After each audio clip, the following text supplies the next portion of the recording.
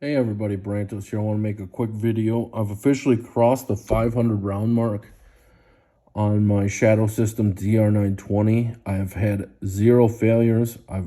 I've used PMags almost exclusively. I've ran a couple Glock mags just in case, but otherwise it's just been PMags. They've run flawlessly, no issues.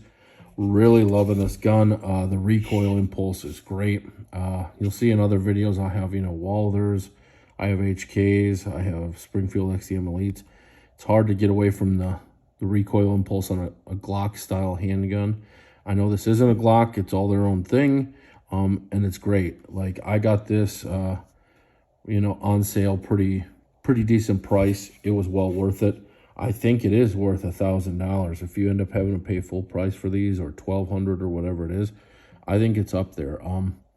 Shooting other pistols next to it, like, this thing just does well. I mean, it's not a 2011, it's not a 1911, but as far as striker fires, it's so hard to beat like the Glock style one with a low bore axis, as far as how soft it shoots, how quick you're back on target, how fast you can go with it, that sort of thing. So just a couple more initial thoughts. So one of the things that I noticed I was doing is I was shooting left a little bit, and I noticed I had the smallest grip module on here, so it gave it more of a 1911 style angle.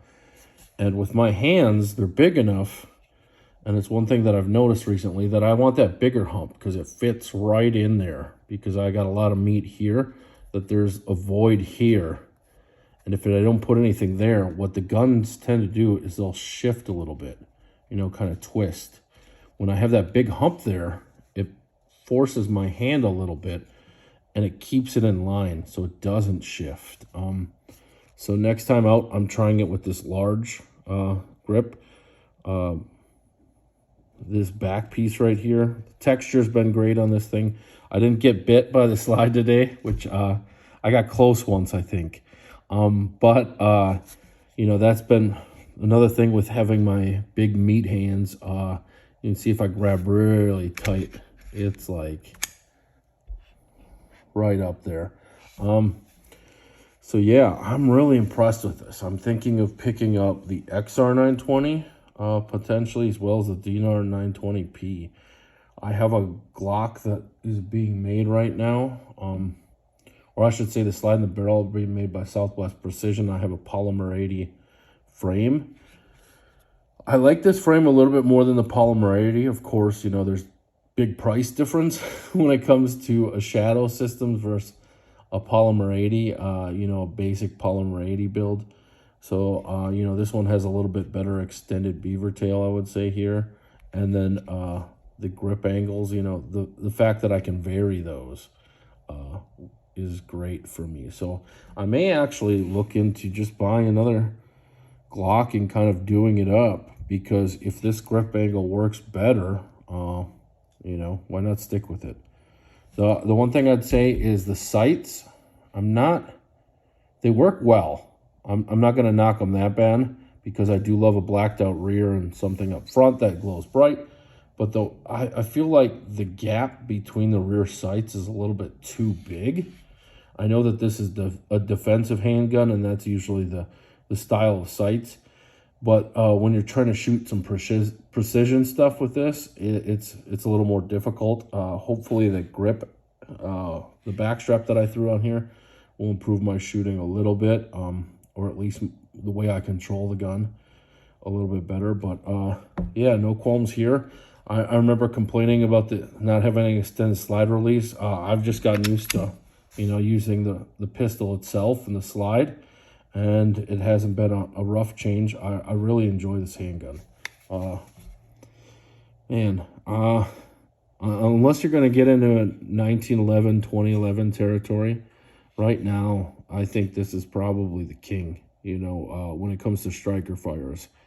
It just shoots softer than all my other guns. I'm sure the 4-inch would shoot just as soft almost. And then it just feels great too.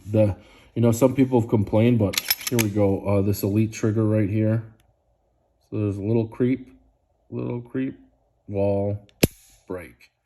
It's really good. It's not a terrible trigger. I know in my polymer 80 frame I have sitting here, I have the Timney with the Johnny Glock mod, so I'm looking forward to trying that out.